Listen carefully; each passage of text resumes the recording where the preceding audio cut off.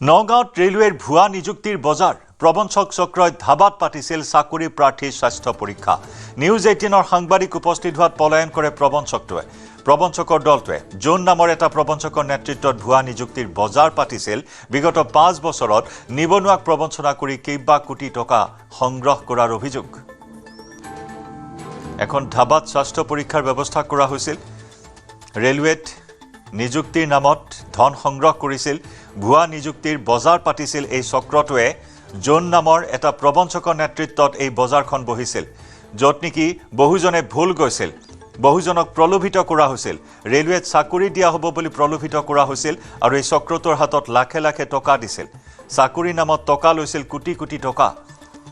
আৰু বিগত 5 বছৰত নিবনুৱাক প্ৰবঞ্চনা কৰি কেইবা কোটি টকা সৰকাই কেইবা কোটি টকা সংগ্ৰহ কৰি এনেদৰে স্বাস্থ্য পৰীক্ষা পাতিছিল তেনে সময়ছোৱাতে ধাবাত উপস্থিত হ'লগৈ আমাৰ নিউজ 18ৰ সাংবাদিক আৰু তেতিয়াই পলাই পত্ৰং দিলে এই চক্ৰটোৱে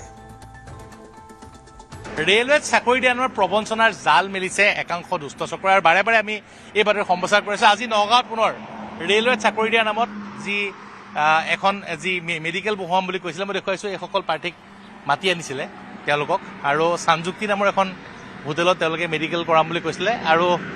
নিউজ 18ৰ কেমেৰা দেখি লগে লগে তেওঁলোক আঁতৰি গৈছে মই ভাইটি এজন আছে মই প্ৰাৰ্থীটো তেওঁলোক তোমাৰ নামটো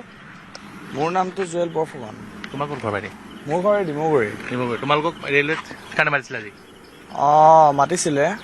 কি মেডিকেল কৰিম বুলি মেডিকেলৰ কোনে মাতিছিলে মোকতো ৰাতুল দাই কৈছিলে ৰাতুল দাৰ নামটো কমপ্লিট কি ময়ো ভালকে নাজানো মোক ঘৰৰ পৰাহে পঠিয়াইছে ইয়ালৈ ডিব্ৰুগড়ৰ পৰা কিমান দিন হ'ল তোমালোকে এপ্লাই কৰা হ'ল আজি 6 মাহ 7 মাহ ক'ত কৰিছিলা ক'ত কৰিছিলা ক'ত কৰিছিলোঁ মানে ময়ো গম নাপাওঁ মোৰ ঘৰৰ মানুহে ভালকে গম পায় মোক পঠিয়াই দিছে তুমি কি পাছ কৰিলা মই হাই ছেকেণ্ডেৰী পাছ মই দেখুৱাইছোঁ তোমাৰ এগৰাকী যুৱক আৰু কেইবাগৰাকীও আছিলে ইয়াৰ পৰা আঁতৰাই পঠিওৱা হৈছে আমি দেখুৱাইছোঁ বৰ্তমান যি এয়া হৈছে নগাঁৱৰ বৰঘাট বাইপাছৰ চানযুক্তি ধাবা আৰু চানযুক্তি ধাবাত তেওঁলোকে ৰুম লৈছিলে অৱশ্যে চানযুক্তি ধাবাৰ কৰ্তৃপক্ষই নাজানে যে ক'ৰ পৰা আহিছে বা কি কথা তেওঁলোকক কৈছে যে ইয়াত তেওঁলোক ৰেলৱেৰ পৰা আহিছে বুলি কৈছে অনুষ্ঠান আছে বুলি কৈছে গতিকে তেওঁলোকক যিটো ৰুম বিচাৰিছে দিছে আৰু আমাৰ যেতিয়া নিউজ 18ৰ কেমেৰা আহি ইয়াত উপস্থিত হ'ল তাৰপিছতেই ইয়াৰ পৰা তেওঁলোকে আঁতৰি গৈছে মই পুনৰ যিগৰাকী কৰ্তৃপক্ষ আছে মই দাদা আপোনাৰ মই জানিবলৈ চেষ্টা কৰিম আপোনালোকৰ ইয়াত ৰেলৱে নামত ৰুম বুক কৰিছিলে মানে আপোনালোকৰ ইণ্টাৰভিউ বুলি বুক আহিছিলে মই বিশেষ নাজানো মানে নামটো সুধিলেহে গম পোৱা যাব ভাইটিক মানে মিটিং আছিল বুলি কৈছিল ৰেলৱে বুলি কৈছিল তেনেকুৱাই চাগে মই মন্দিৰত ব্যস্ত আছিলো হয় তেনেকুৱাই হ'ব চাগে নিশ্চয় মই দেখুৱাইছোঁ বৰ্তমান যি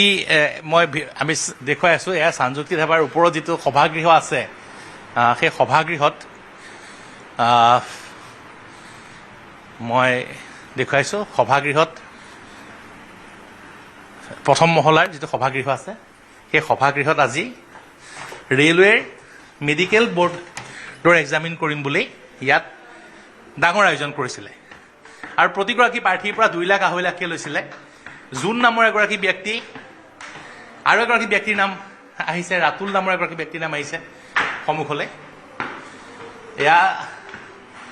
মই দেখুৱাইছোঁ এইটো হৈছে সভাগৃহ ইয়াতে ৰেলৱেৰ মেডিকেলৰ নামত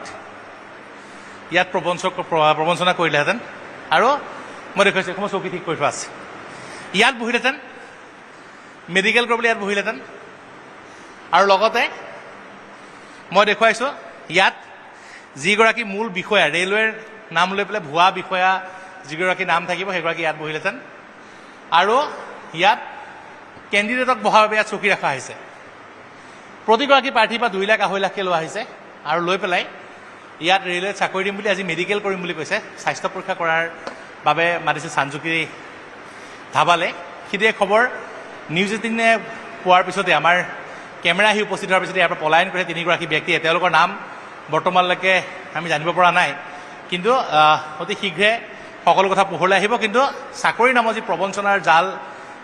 পেলাই ৰাজ্যৰ বহু নিবনুৱাক লুণ্ঠন কৰি আহিছে মই পুনৰ কৈছোঁ যে এয়া হৈছে নগাঁৱৰ চানযুক্তি ধাবা ইয়াত আজি ইয়াৰ যিটো প্ৰথম মহলা লৈছিলে ধাবা কৰ্তৃপক্ষৰ কোনো ভুল নাই, তেওঁলোকে নাজানে যে কিহৰ কাৰণে লৈছে, কিন্তু তেওঁলোকক ৰেলৱেৰ পৰা বুলি কৈ পেলাই ৰুম বুক কৰিছিলে। আৰু আজি প্ৰথম মহলাত পুৱা 9 বজাৰ পৰা স্বাস্থ্য পৰীক্ষা হোৱাৰ কথা আছিলে, কিন্তু নিউজ 18 কেমেৰা উপস্থিত হোৱাৰ লগে লগে ইয়াৰ পৰা পলায়ন কৰিছে প্ৰবঞ্চকৰ দল।